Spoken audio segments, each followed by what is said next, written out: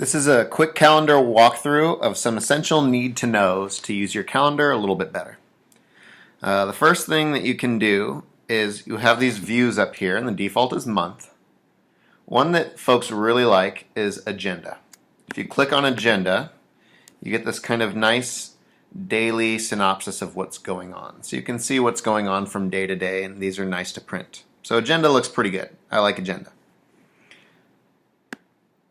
Next thing you can do is, if you notice, if I click on any certain number of days over here, I don't really need to click around my calendar a ton.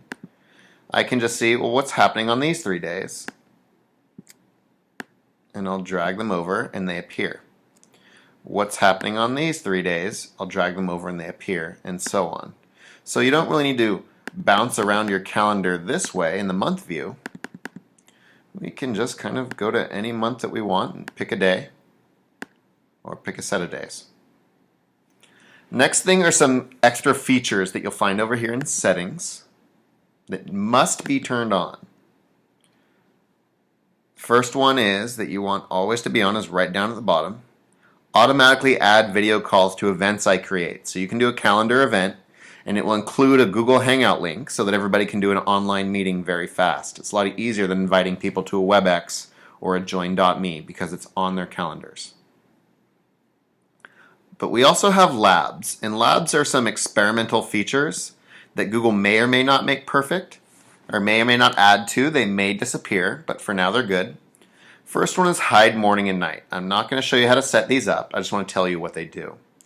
Morning and night says you can have a cutoff time because we're never really scheduling meetings at 4 in the morning.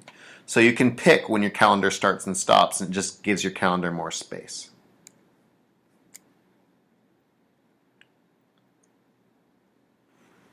Event attachments is super important. It lets you put links on your calendar events so you can have documents for people to look over during a meeting or something like that.